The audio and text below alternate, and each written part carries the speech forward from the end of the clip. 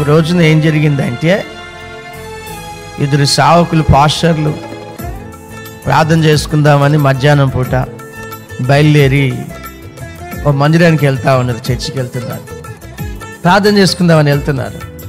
వాళ్ళు ప్రార్థన చేసుకోవడం అలవాటు. మధ్యాహ్నం కూడా చేస్తారు, పొద్దున కూడా చేస్తారు, రాత్రి కూడా చేస్తారు. బాగా ప్రార్థన చేస్తారు అనమాట. ఒక పూట చేసి వదిలేరు.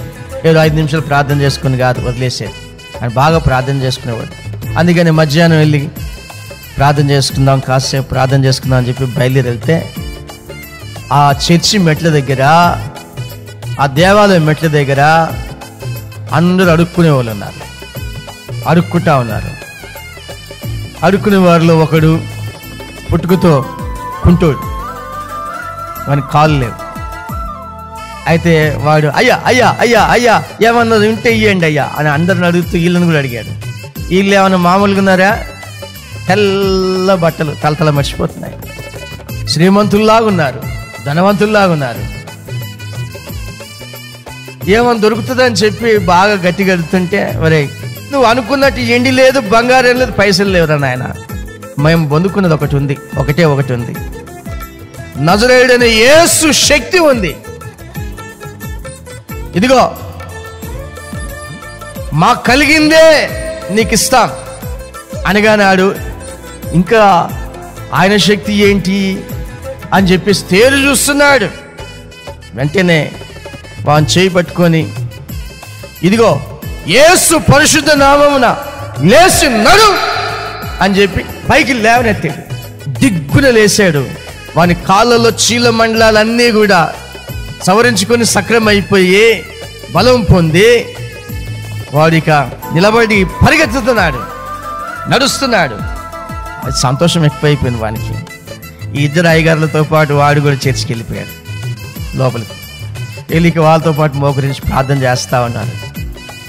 ఇక చుట్టుపక్కల ప్రార్థన చేసే వాళ్ళు చూసి, ఇద్దరు పాస్టర్లు వచ్చేది వీళ్ళతో పాటు వస్తున్నాడు, ఈడవాడు మెట్ల దగ్గర అడుక్కునేవాడు కదా, కుంటోడు కదా, ఇది బాగైపోయాడేంది, ఎట్లయ్యాడు అని అంటే, వాని కన్నులు దేవుని శక్తిని, ప్రభావాన్ని, అభిషేకాన్ని పొందుకున్న దైవ సేవకుల వైపే చూశాయి.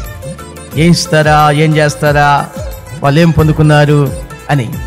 వారు పొందుకున్నది ఒకటే, దేవుని శక్తిని, దేవుని ప్రభావాన్ని. సేవకుల దగ్గర దేవుని ప్రభావం ఉంటుంది, దేవుని శక్తి ఉంటుంది. వారి దగ్గర వెండి బంగారం ఉండదు, కానీ అతీతమైన శక్తి ఉంటుంది. డబ్బుతో ధనంతో కొనలేని పనులు వారి ద్వారా జరుగుతాయి. నా ప్రియ సహోదరులారా, ఆ రోజున ఆధ్యాత్మికమైన వెలుగులో ఆ యొక్క కుంటివాడు నడిచాడు, తన జీవన ప్రయాణాన్ని ముందు కొనసాగింపజేశాడు.